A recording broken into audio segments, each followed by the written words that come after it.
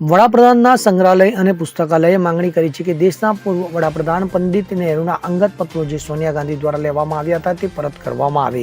આ મામલે મ્યુઝિયમે રાહુલ ગાંધીને પત્ર લખ્યો છે. આ પત્રો સોનિયા ગાંધીએ વર્ષ 2008માં યુપીએ સરકારના કાર્યકાળ દરમિયાન મંગાવ્યા હતા.